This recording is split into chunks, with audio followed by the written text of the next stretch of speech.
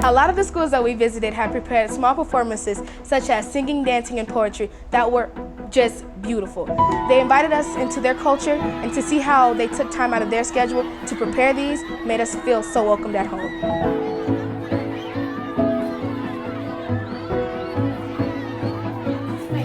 Trust. When you throw the baby in the cage, she laughs because she knows you won't catch it, and that is trust. We see the world suffering, but we still get together, and that is attitude.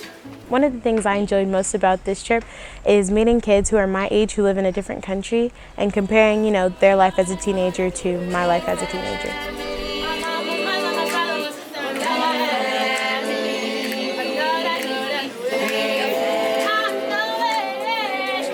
When you're in a primary school, okay, you get to play with the little children, but being able to see people your own age that are experiencing the same things that you do, the hormonal change and everything, and just being able to have a cultural exchange is really fun.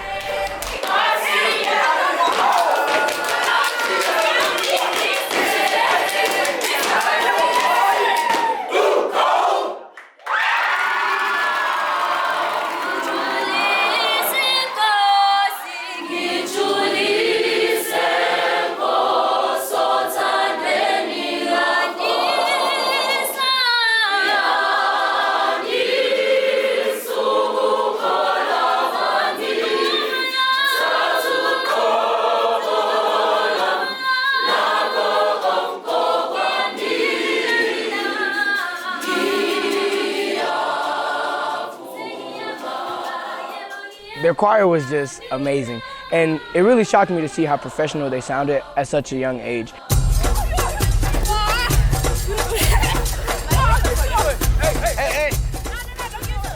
We saw a couple of kids over there with no soccer ball, so what we did is we took our soccer ball and gave it to them and played soccer with them for about an hour.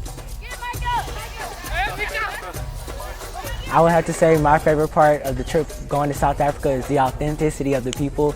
A lot of times you hear about it from alumni about how they enjoyed it, but I think my experience, it truly humbled me, and just seeing how they enjoy it is unsurmountable.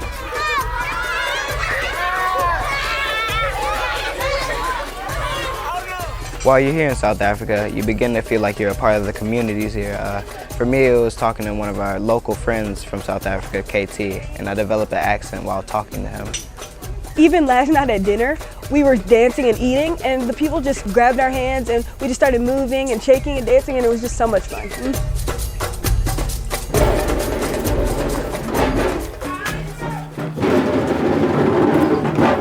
One last time!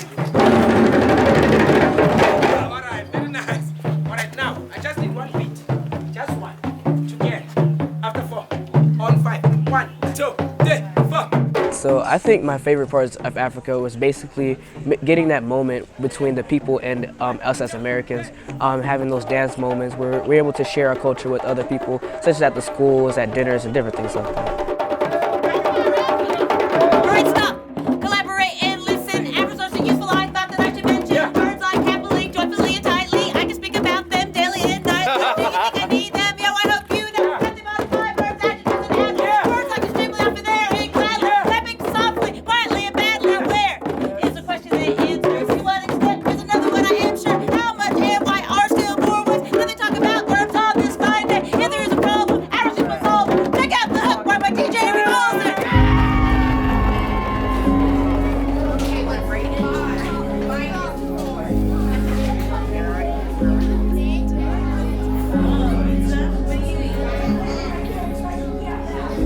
I lost one.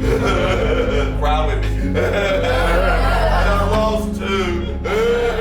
So when you have 2 negatives, you will get a bigger negative. Going throughout the beautiful country of South Africa, we ran into many people, including one person who was nominated as a CNN hero, Mr. Tulani. Mr. Tulani is over the Kliptown Youth Organization. While we were in Kliptown, he took us all the way in and he showed us exactly how in 2007 they really didn't have that much in Kliptown and they were really trying to make sure that the children were happy, but by the year 2017 everything was finally put together. They now have working computers and He's just working on basically getting it to be better. Man, I really loved it when we were in Cliptown and we were just sitting in the room and all you heard was stomping and people singing. And there they came, the African gumbo dancers. And I was just amazed by their skills and their talent. And it was so crazy and everyone was precise and it was loud and it filled the whole room with joy. It was an amazing moment and I loved it.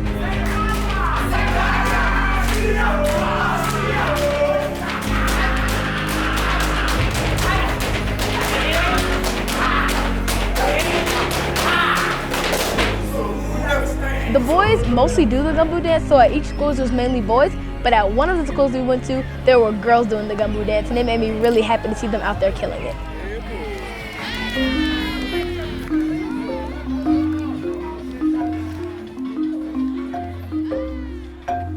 Being on the safari was the most special experience I have ever had. I was able to see animals in their natural habitat and being part of their wildlife, and it just brought me close to nature. We saw elephants, zebras, and different animals, and it was so amazing seeing how free they were and seeing them in person. And then we got to see a leopard on the safari, which was one of my favorite parts since we heard about how much of an elusive animal it really was.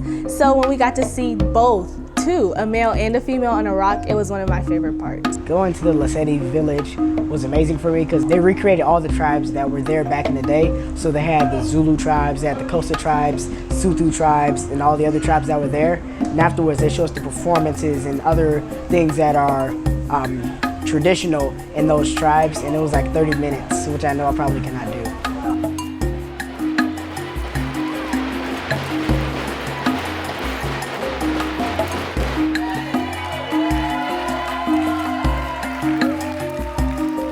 At one of the primary schools, it was really cute. There was this one girl. She was so sweet. We were playing games the whole time, having fun. It was amazing. And after like a while of playing together and just having fun, she came up and hugged me. And it wasn't tight. It was just a hug. And I could feel her ribs. And that was painful. It was shaking to me. It makes me want to do something.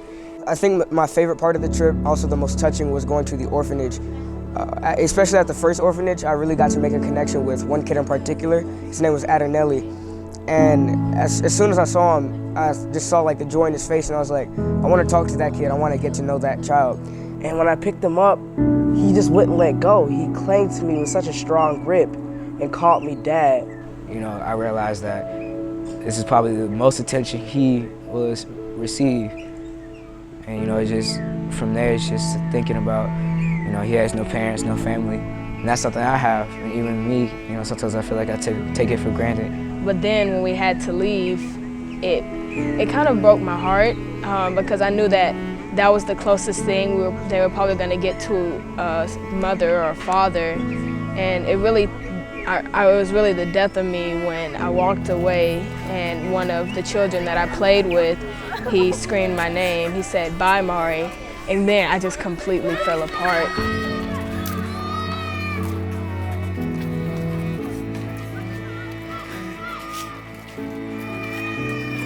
We were leaving and some of my classmates were crying, and I tried to cheer them up and uplift them by telling them, you know, you can't be sad, you can't be angry.